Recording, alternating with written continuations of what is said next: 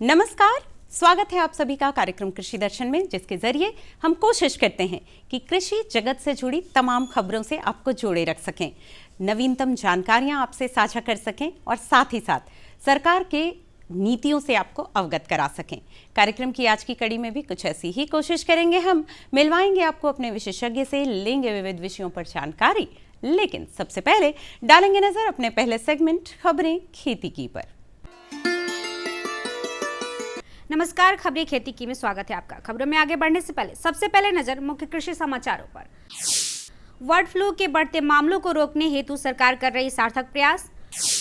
पशुओं को गर्मी के मौसम में भरपूर पानी पिलाए पशुपालक। और किसानों के लिए बेहद उपयोगी पावर वीडर मशीन। अब खबरें विस्तार से। बर्ड फ्लू के बढ़ते मामलों पर राज्य सरकार के स्वास्थ्य विभाग के अलावा पशुपालन विभाग भी सक्रिय है। सूबे की पशुपालन मंत्री श्रीमती रेणु देवी ने बताया, अभी फिलहाल सिर्फ भागलपुर और जहानाबाद में इसकी पुष्टि हुई है। पशुपालन विभाग की टीम सैंपल कलेक्ट कर सैनिटाइज करने में जुट गई है। किसी भी इलाके में कौवा, कबूतर, मुर्गी या अन्य पक्षी अगर अचानक मर जाते हैं तो उसकी सूचना तुरंत नजदीकी अस्पताल पशुपालन विभाग पटना को दी जानी चाहिए। सैंपल की जांच के लिए आरजेडीएल कोलकाता और भोपाल 2 जगह जाता है, जो कि भारत सरकार के गाइडलाइन पर सैनिटाइज करने का काम किया जा रहा है। कि बिहार में या बाहर भारत में जो लोग हैं वो 70 से लेकर 75 टेम्परेचर पर वो खाना बनाते हैं, तो इसमें बर्ड फ्लू का कोई भी असर नहीं। ज़्यादा टेम्परेचर में बनाने के बाद बर्ड फ्लू का कोई असर नहीं होता है, लेकिन फिर भी हम लोग उसकी सावधानी के लिए सभी जगह सैनिटाइजर करवा रहे हैं। कहीं भी खबर मिल रहा है तो वहाँ पे हम लोग उसकी सैंपल के जांच के लिए कोलकाता भेजते हैं और भोपाल में भेजते हैं। पशुपालक भाई बहनों, आने वाले समय में अपने पशुओं को गर्मी के प्रकोप से सुरक्षित रखने का प्रयास करें। तापमान ज्यादा होने का बुरा प्रभाव खास तौर पर पशुओं के दुग्ध उत्पादन पर पड़ता है, इसलिए तेज धूप में पशुओं को चारे के लिए बाहर ना ले जाएं। समय समय पर उन्हें पानी से नहलाते रहें और उनके रहने के स्थान पर छाया की पूरी व्यवस्था करें। इसके अलावा उनके पीने के पानी की मात्रा भी बढ़ा दें। इन प्रयासों से उनमें लू लगने की संभावना खत्म हो जाएगी। इससे न केवल आपके पशु स्वस्थ रहेंगे, बल्कि उनका दुग्ध उत्पादन भी अच्छा होगा, जिससे कि आप अधिक लाभ ले पाएंगे। विशेष जानकारी पशु वैज्ञानिक डॉक्टर सरोज कुमार रजक से। गर्मी का जो मौसम देख रहे हैं, इस मौसम में 20 से 25 लीटर पानी जो है अतिरिक्त की ज़रूरत पड़ती है। इसका मतलब हुआ 50 से 60 लीटर पानी आपको प्रतिदिन इस मौसम में मिनिमम देना पड़ेगा। इसके बाद अगर कोई पशु दूध दे रही है तो हर एक 1 किलो दूध पे 3 लीटर पानी जो है अतिरिक्त देना पड़ता है। तो अगर आपकी पशु 10 किलो दूध कर रही है तो 30 लीटर पानी आपको अतिरिक्त देना पड़ेगा। मतलब 50 में और 30 और जोड़ दीजिए, आप 80 लीटर 90 लीटर पानी जो है इस गर्मी के मौसम में आपको प्रतिदिन अपने पशु को पिलाना पड़ेगा। किसान भाई बहनों, वर्तमान समय में फसलों की उन्नति के साथ साथ मृदा के स्वास्थ्य का ध्यान रखना एक बड़ी चुनौती है। ऐसे में रसायनों का प्रयोग करने की जगह आप जैविक खेती कर भूमि को उपजाऊ बना सकते हैं। अगर आप मिट्टी की उर्वरा शक्ति को लंबे समय तक बनाए रखना चाहते हैं तो ज्यादा से ज्यादा प्राकृतिक खेती पर ध्यान देने की जरूरत है, जैसे कि मिट्टी उर्वरा शक्ति पर रसायनों का नकारात्मक प्रभाव को रोका जा सके। किसान भाई बहनों, अगर आप बैगन की खेती करने जा रहे हैं तो बेहतर उत्पादन लेने के लिए आप उसके उन्नत प्रभेदों का ही प्रयोग करें। इन किस्मों का चुनाव आप अपने क्षेत्र और बाजार की मांग को ध्यान में रखते हुए कर सकते हैं। बैगन के उन्नत प्रभेदों में से प्रमुख है पूसा अनमोल, पूसा मेघ, अलका, केशव, पूसा अंकुर, पूसा श्यामला, पूसा उपकार आदि। बैगन की खेती अधिक ऊंचाई वाले स्थानों को छोड़कर भारत में लगभग सभी क्षेत्रों में प्रमुख सब्जी की फसल के रूप में की जाती है। बिहार राज्य में भी इसकी खेती सब्जियों में प्रमुख रूप से होती है। पौष्टिकता की दृष्टि से इसे टमाटर के समकक्ष समझा जाता है। बैगन की हरी पत्तियों में विटामिन सी पाया गया है। इसके बीज क्षुधावर्धक होते हैं तथा पत्तियां मंदगनी व कब्ज में फ़ायदा पहुंचाती है। उत्पादकों को अपने क्षेत्र की प्रचलित और अधिक उपज देने वाली किस्म का उपयोग करना चाहिए। साथ ही किस्मों का चयन बाजार की मांग व लोकप्रियता के आधार पर करना चाहिए, जैसे कि स्वर्ण शक्ति, स्वर्ण श्यामला आदि। सफलता की इस महत्वपूर्ण कड़ी में आज हमसे जुड़ रहे हैं ग्राम हरपुर मुकुंदपुर जिला वैशाली के प्रगतिशील किसान वीर चंद्र सिंह। इन्होंने कद्दू की खेती कर लागत मूल्य से अधिक मुनाफा लिया है। इनका कहना है कि कद्दू की खेती करने में कम से कम लागत लगती है और मुनाफा भी अधिक हो जाता है। तो आइए सुनते हैं उनकी सफलता की कहानी उनकी ही जुबानी। ये कद्दू की खेती जो है यह बहुत कम लागत की खेती है। इसमें बहुत ही कम यानी 1000 से 1500 रुपये प्रति कट्ठा खर्च होते हैं, लेकिन इनकम जो है यह लगभग जो है 3000 से 4000 रुपये प्रति कट्ठा आ जाता है। यह बहुत ही बेहतरीन और कम समय की है। यह 3 महीने में कद्दू फरकर तैयार होकर नष्ट हो जाते हैं। पावर वीडर मशीन का प्रयोग खरपतवार को हटाने, फसल उगने के बाद मिट्टी को समतल करने और फेंटने के लिए किया जाता है। इसके लिए किसी पूर्व प्रशिक्षण की आवश्यकता नहीं होती। इंजन शुरू होने के बाद मशीन को किसान धकेल कर आगे बढ़ाता है। इसका संचालन सुरक्षित है और निराई गुड़ाई के लिए यह एक बेहद लाभदायक मशीन है। अब जानते हैं क्या है आज का मंडी भाव। जानते हैं पटना अनाज मंडी में क्या है अनाजों की ताज़ा भाव। लोकल गेहूं 4000 रुपये प्रति क्विंटल, MP गेहूं 4500 रुपये प्रति क्विंटल, सोनम चावल 7000 रुपये प्रति क्विंटल और बासमती चावल 10,000 रुपये प्रति क्विंटल। अब समय है मौसम पूर्वानुमान का। मौसम विभाग से प्राप्त जानकारी के अनुसार कल राजधानी पटना का अधिकतम तापमान 34 डिग्री सेल्सियस एवं न्यूनतम तापमान 22 डिग्री सेल्सियस रहने की संभावना है। खबरें खेती की में अभी आप रूबरू हो रहे थे मौसम के मिजाज से। जाना अपनी मंडी के भाव के बारे में ताकि आप अपने व्यवसाय को सुनिश्चित कर सकें। साथ ही साथ हमने ली जानकारी नवीनतम तकनीकों और उपकरणों की और सुनी अपने ही एक सफल साथी के सफलता की कहानी भी। हम कोशिश करेंगे कि कार्यक्रम की कुछ अगली कड़ियों में आप में से कुछ लोगों की सफलता की कहानी हम बाकी के साथियों तक पहुंचा सकें। चलिए इस प्रेरणा भरे स्रोत के बाद अब बढ़ते हैं आगे, जहां बारी है इस भेंट वार्ता की। हम अपने विशेषज्ञ से आपको कराएंगे रूबरू और लेंगे जानकारी मत्स्य हार्वेस्ट के बारे में। मत्स्य हार्वेस्ट और पोस्ट हार्वेस्ट प्रबंधन कितना ज़रूरी है और इसका क्या प्रभाव होता है, कैसे हम इसमें थोड़ी सी सावधानियां बरत कर ले सकते हैं लाभ, इन सभी के बारे में करेंगे बात अपने विशेषज्ञ डॉक्टर परमानंद प्रभाकर से। परमानंद प्रभाकर जी असिस्टेंट प्रोफेसर हैं कॉलेज ऑफ फिशरीज किशनगंज में। तो आइए अब सुनते हैं उनसे ये बातचीत और देखते हैं ये भेंट वार्ता इस विषय पर आधारित। नमस्कार।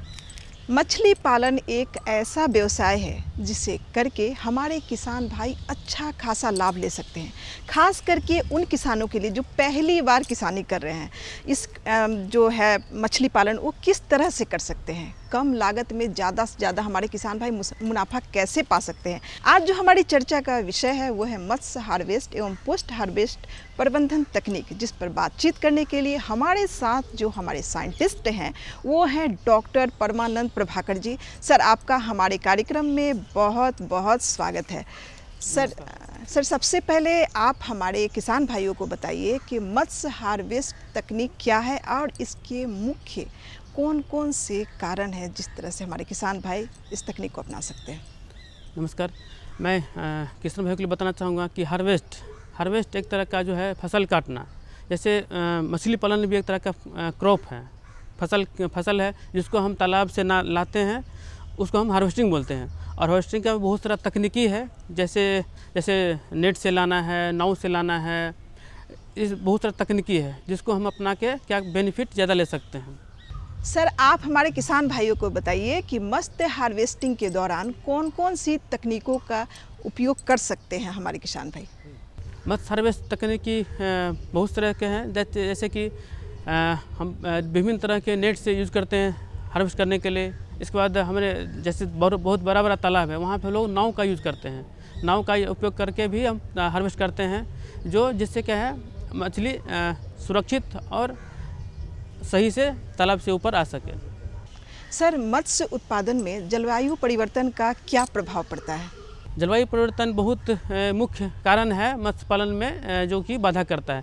जैसे कि अचानक कहाँ क्या होता है, बाढ़ आ जाता है, अचानक सूखा आ जाता है, फिर गर्मी बढ़ जाती है, तो क्या होता है मछली पालन में मछली का क्या है, मछली में ग्रोथ नहीं हो पाता है।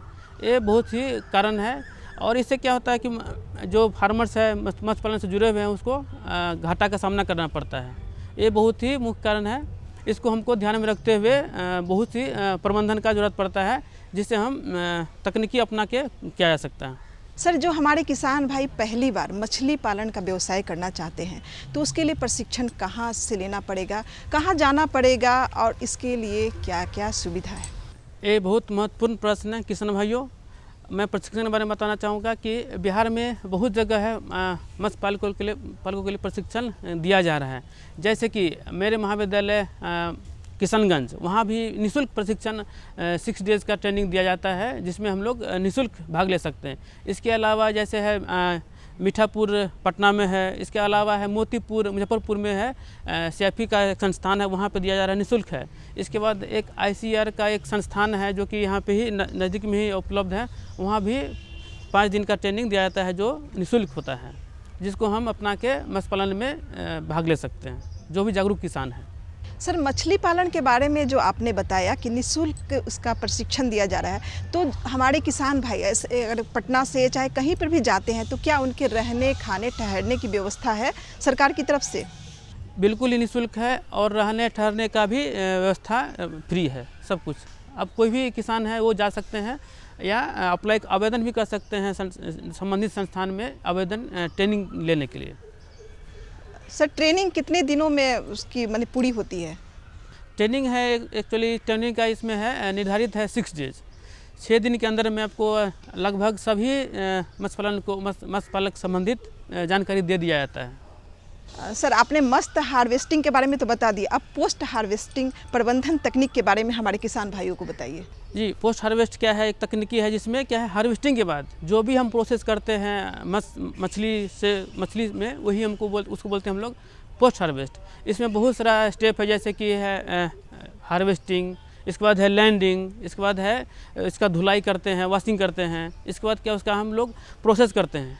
इसके बाद है क्या ग्रेडिंग, जो साइज़ के हिसाब से हम उसको अलग करते हैं और अलग अलग प्रजाति के हिसाब से उसको अलग करके रखते हैं। इसके बाद है इसका ये बर्फीकरण, जैसे हम लोग उसको बर्फ़ में डाल के रखते हैं, जिससे क्या होता है मछली लंबे दिनों तक सुरक्षित रहता है। इसके बाद हम लोग क्या करते हैं ट्रांसपोर्ट, परिवहन एक स्टेप है इसमें पोस्ट हार्वेस्ट में। जैसे कि मान लिया हमको दूर ले जाना है, जैसे नज़दीक के मार्केट है तो वहाँ तो हम लोग बिना बर्फ़ का भी हम लोग ये कर सकते हैं, लेकिन दूर ले जाना है तो वहाँ पे क्या करना है, हमको रेफ्रिजरेटर व्हीकल का आवश्यकता पड़ता है, जिसमें हम मछली को दूर तक ढो सके हैं और बिना ख़राब हुए हम उसको कस्टमर तक या कंज्यूमर तक हम पहुँचा सकें। सर, क्या बर्फ़ के साथ भी नमक का प्रयोग हमारे किसान भाई कर सकते हैं मछली पालन में, और अगर करना है तो किस तरह से कर सकते हैं, इसकी जानकारी हमारे किसान भाइयों को बताइए। जी, ये बहुत ही महत्वपूर्ण सवाल है, क्योंकि बर्फ़ जब बनाते हैं तो उसको हम उसमें नमक मिलाते हैं। जो बर्फ़ फैक्ट्री जो बनाते हैं ना बर्फ़, उसमें नमक डालते हैं, जिससे क्या होता है उससे बर्फ़ का क्वालिटी अच्छा होता है और जल्दी पिघलता नहीं है। और उसमें नमक के अलावा और ज़्यादा कुछ नहीं मिला सकते हैं जो कि हमारे स्वास्थ्य के लिए हानिकारक हो। सर, हमारे किसान भाई मछली से कौन कौन से उत्पाद बना सकते हैं? ऐसा सुनने में आता है कि मछली से अचार बनाते हैं, अभी तक तो सुनने में आया है, तो कैसे बना सकते हैं और इसका इस्तेमाल कैसे कर सकते हैं, थोड़ा हमारे किसान भाइयों को बताइए। मछली से हम लोग मछली का अचार ही नहीं, बहुत कई अन्य सारे उत्पाद हम बना सकते हैं, जिसको हम जब चाहे तब खा सकते हैं। जैसे रेडी टू ईट प्रोडक्ट में आता है मछली का अचार है, पापड़ है, फिर इसके बाद फिश समोसा है, फिश कटलेट है, फिश बॉल है, फिश बर्गर है, यहाँ तक कि फिश पनीर भी हम बनाते हैं। तो ये बहुत ही अभी तक हमारे सोसाइटी में इसका प्रचलन नहीं है और इसके बारे में जानकारी का भी बहुत अभाव है, जिसको हम ट्रेनिंग प्रशिक्षण से हम लोग इसका बना सकते हैं और कस्टमर तक पहुंचा सकते हैं। सर, हमारे किसान भाई मछली के अच्छे उत्पादन के लिए आहार प्रबंधन कैसे करें? आधार प्रबंधन एक है बहुत ही बहुत महत्वपूर्ण तकनीकी है, जिसमें क्या है हम लोग मछली का पोषक युक्त आहार देने से क्या है मछली का ग्रोथ बढ़ता है, और क्या होता है उससे ग्रोथ बढ़ने से क्या है हम लोग का इनकम जल्दी मिलेगा, ज़्यादा इनकम मिलेगा और ज़्यादा ग्रोथ होगा। जैसे मछली का क्या है इसमें प्रोटीन का लेवल वेट के हिसाब से मेंटेन करके दिया जाता है, और ऐसा ना हो कि हम बिना मतलब का फीड दे रहे हैं, दाना दे रहे हैं, तो उससे क्या होगा मछली का क्या है मछली अवशेष जो बचेगा ना, एक्स्ट्रा दाना बचेगा, वो क्या होगा प्रदूषण पैदा करेगा तालाब में, जिसको हम कम करके मछली का ग्रोथ बढ़ा सकते हैं। सर, अच्छा उत्पादन लेने के लिए हमारे किसान भाई मछलियों को आहार में क्या क्या दे सकते हैं और कितने समय दे सकते हैं, इसके बारे में जानकारी दीजिए। हाँ, अच्छा आहार लेने के लिए हमको क्या है उसका कंपोजिशन को देखना पड़ता है, जिसमें प्रोटीन का मात्रा ज़्यादा हो। जैसे क्या है हमारे यहाँ मेज है, मेज का भी परसेंट देते हैं, उसका फ्लोर मिलाते हैं। इसके अलावा क्या है हमारा ये सोयाबीन ऑयल है, सोयाबीन मिल है। इसके बाद है मछली का जो चूर्ण होता है हम उसको भी मिलाते हैं, जिससे क्या होता है प्रोटीन उसको ज़्यादा मिलता है और इसका ग्रोथ ज़्यादा होता है।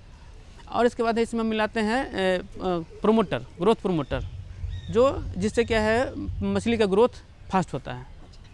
सर आपने हमारे किसान भाइयों को मछली पालन के बारे में बहुत अच्छी जानकारी दी, इसके लिए सर आपका बहुत बहुत धन्यवाद। आज हम बात कर रहे थे मत्स्य हार्वेस्टिंग और पोस्ट हार्वेस्टिंग प्रबंधन तकनीक के बारे में, जिसके बारे में सही जानकारी दे रहे थे परमानंद प्रभाकर जी। तो हमारे किसान भाई इस जानकारी का तो आपको लाभ मिल ही रहा है, और ज़्यादा से ज़्यादा आप इसकी जानकारी हासिल करके अच्छा खासा मुनाफा पाएँ। नमस्कार। हम उम्मीद करेंगे कि आपको ये जानकारी लाभकारी लगी हो और आप उनकी इस तकनीकी जानकारी का पूरा लाभ ले पाएं। चलिए कार्यक्रम में जानकारियों के सिलसिले को बढ़ाते हैं आगे, और अब बारी है सरकार की योजना की जानकारी लेने के बारे में। लेकिन उसके लिए करना होगा थोड़ा सा इंतजार, क्योंकि बारी है इस छोटे से ब्रेक की। ब्रेक के बाद फिर होगी आपसे मुलाकात, तो जुड़े रहिए कार्यक्रम में हमारे साथ। हर जोखिम से निकल कर फसल आए, सुरक्षित हो जाए, फसल बीमा से हर किसान अब आत्मनिर्भर हो जाए। अब सूखा पड़े या बाढ़ आ जाए कोई डर नहीं, अब ओले पड़े या कीट पतंगे फसल खा जाए कोई फिक्र नहीं। अब कैसी भी आपदा हमारी फसल पे आ जाए, क्षति होने पर हमारे दावों का उचित भुगतान मिलता है, क्योंकि हमने लिया है प्रधानमंत्री फसल बीमा। बुआई से फसल कटाई तक हर जोखिम का दावा, न्यूनतम प्रीमियम पर अधिकतम भुगतान का वादा। योजना से हर साल जुड़ रहे हैं 5 करोड़ से ज्यादा किसान। अब आपकी है बारी। नजदीकी कृषि कार्यालय, सहकारी समिति, बैंक शाखा, अधिकृत बीमा कंपनी या जन सेवा केंद्र में स्वेच्छा से करा सकते हैं पंजीकरण। फसल बीमा पोर्टल या फसल बीमा ऐप द्वारा भी किया जा सकता है पंजीकरण। प्रधानमंत्री फसल बीमा योजना, आपकी फसलों का संपूर्ण सुरक्षा कवच। कृषि एवं किसान कल्याण मंत्रालय, भारत सरकार। आप सभी सबका बहुत बहुत धन्यवाद कार्यक्रम में हमारे साथ बने रहने के लिए। ब्रेक के बाद एक बार फिर से आपका स्वागत है कार्यक्रम कृषि दर्शन में। किसान ड्रोन, इस नवीनतम तकनीक का और इस पर सरकार की योजना का कितना लाभ हुआ है किसानों को, इसके बारे में आप सभी जानते हैं। आप सबने शायद सुना होगा इसके बारे में, और बहुत लोगों को थोड़ी बहुत जानकारी भी होगी। ड्रोन एक ऐसा उपकरण है जिसके ज़रिए पेस्टिसाइड्स यानी कि जो कीटनाशक दवाएं हैं या फिर जो खाद है, फर्टिलाइज़र्स हैं, उनका छिड़काव बड़ी आसानी से और बहुत कम समय में किया जा सकता है और ज़्यादा लाभ लिया जा सकता है। इसके बारे में क्या है सरकार की योजना और कैसे सरकार हमें लाभान्वित करने का कर रही है प्रयास, इसके बारे में लेते हैं जानकारी मनोरंजक तरीके से इस फीचर फिल्म के जरिए। ये है नया बदलता भारत, जहां कृषि को मिल रही है तकनीक की ताकत। आज युवा किसानों की आधुनिक दृष्टिकोण और नवाचार कृषि में नई उम्मीदें जगा रहे हैं। आधुनिक कृषि की ये नई तस्वीर खेती को प्रभावशाली और सुसंगत व्यवसाय बना रही है। कृषि के पुराने तरीकों से कीट, रोग और मौसम में उतार चढ़ाव जैसी समस्याओं का समाधान संभव नहीं है। इस बात को समझते हुए माननीय प्रधानमंत्री श्री नरेंद्र मोदी जी ने कृषि को भी धीरे धीरे हाईटेक बनाने की पहल की है। ड्रोन टेक्नोलॉजी हमारे कृषि सेक्टर को दूसरे लेवल पर ले जाने वाली है। किस जमीन पर कितनी और कौन सी खाद डालनी है, मिट्टी में किस चीज की कमी है, कितनी सिंचाई करनी है, ये भी हमारे यहाँ अंदाजे से होता रहा है। ये कम पैदावार और फसल बर्बाद होने का बड़ा कारण रहा है। लेकिन स्मार्ट टेक्नोलॉजी आधारित ड्रोन यहां भी बहुत काम आ सकते हैं। प्रधानमंत्री जी के दूरदर्शी नेतृत्व में केंद्रीय कृषि एवं किसान कल्याण मंत्रालय बड़ी तेजी से किसानों को टेक्नोलॉजी से जोड़ रही है। सरकार कृषि कार्यों के लिए ड्रोन के उपयोग को प्रोत्साहित कर रही है। किसान ड्रोन कृषि उद्योग में क्रांति ला रहा है। यह तकनीक भारतीय कृषि समुदाय का भविष्य है। ड्रोन का प्रयोग पारंपरिक खेती के तरीकों को बदल रहा है। ड्रोन एक आधुनिक तकनीक एक नई आई है, जिससे हमें उससे बहुत फ़ायदा हो रहा है। जो दवाई डाल देते हैं ड्रोन में उड़ के स्प्रे करती है जैसे, और दवाई भी छिड़कती है, हम बचाव होता है, शरीर का बचाव होता है, उससे बहुत सारे फ़ायदे हैं। पहले हम स्प्रे करते थे मशीन में 100 लीटर पानी 200 लीटर पानी में 1 किलो स्प्रे होती थी, अब उसमें 10 लीटर पानी में 1 किलो स्प्रे होती है। अत्याधुनिक तकनीक, हाई रेजोल्यूशन कैमरों और उन्नत सेंसर से लैस किसान ड्रोन भारतीय कृषि क्षेत्र की काया पलट करने की क्षमता रखता है। कीटनाशकों और उर्वरकों का छिड़काव, हवाई निगरानी, फसल और मृदा स्वास्थ्य की निगरानी, बीजारोपण, क्षतिग्रस्त फसलों का आकलन और फसल बीमा के दावों का तेजी से निपटान के अलावा फसलों के स्वास्थ्य संबंधी रियल टाइम जानकारी दे सकता है। यह कीटों, बीमारियों और पोषक तत्वों की कमी की पहचान कर सकता है। इसकी मदद से समय रहते किसान अपनी फसलों की सुरक्षा के उपाय कर सकते हैं। इससे सबसे बड़ा फायदा है कि आप इसमें दवाई डाल के और इसको भर के छोड़ देंगे, पूरे खेत में करके वापस वहीं आ जाएगा। आप जैसे खेत में नहा धोकर गए थे वैसे के वैसे वापस आओगे। साथ ही किसान ड्रोन का प्रयोग स्वामित्व योजना के अंतर्गत भूमि अभिलेखों के डिजिटलाइजेशन और पशुधन ट्रैकिंग के लिए भी किया जा सकेगा। वैसे तो किसान ड्रोन आज देश की जरूरत है, पर ड्रोन चलाने के लिए प्रशिक्षित ऑपरेटर्स की कमी, ड्रोन के रखरखाव की चुनौती और ड्रोन चलाने के लिए जरूरी सुरक्षा निर्देशों की जानकारी की कमी जैसी कुछ समस्याएं अभी भी बनी हुई हैं। इन समस्याओं के निदान के लिए केंद्रीय कृषि और किसान कल्याण मंत्रालय ने कई पहल किए हैं, जिनमें नीतिगत परिवर्तन भी शामिल हैं। कृषि मंत्रालय द्वारा कृषि संस्थानों को 10 लाख तक का अनुदान, व्यक्तिगत किसानों की सहकारी समितियों जैसे CHC और FPO को भी ड्रोन की खरीद के लिए वित्तीय सहायता मिलती है। किसानों के खेतों में ड्रोन के लिए फार्म मशीनरी प्रशिक्षण और परीक्षण संस्थानों FMTTI, भारतीय कृषि अनुसंधान परिषद ICAR संस्थानों, कृषि विज्ञान केंद्रों तथा राज्य कृषि विश्वविद्यालयों को कृषि यंत्रीकरण उप मिशन के तहत आकस्मिक व्यय के साथ ड्रोन लागत की 100% दर पर वित्तीय सहायता प्रदान की जाती है। वित्तीय सहायता और अनुदान प्रदान करने के अलावा ड्रोन फैसिलिटेशन सेंटर का विकास भी किया जा रहा है। कुशल ड्रोन ऑपरेटर्स की कमी को पूरा करने के लिए प्रशिक्षण कार्यक्रम चलाए जा रहे हैं। प्रशिक्षित किसानों की DGCA द्वारा सभी जरूरी औपचारिकताएं प्रशिक्षण केंद्रों में ही पूरी कर ली जाएं, यह भी सुनिश्चित किया जा रहा है। ड्रोन प्रौद्योगिकियों के अनूठे लाभों को ध्यान में रखते हुए मंत्रालय ने ड्रोन के जरिए 10 तरह के फसलों पर कीटनाशक के छिड़काव हेतु मानव संचालन प्रक्रिया SOP जारी किए हैं। आधुनिक कृषि उद्योग एक महत्वपूर्ण मोड़ पर है। कल तक जो किसान संसाधन के अभाव में मजबूर था, वो अब तकनीक की ताकत से मजबूत हो रहा है। नए भारत की नई तस्वीर गढ़ रहा है।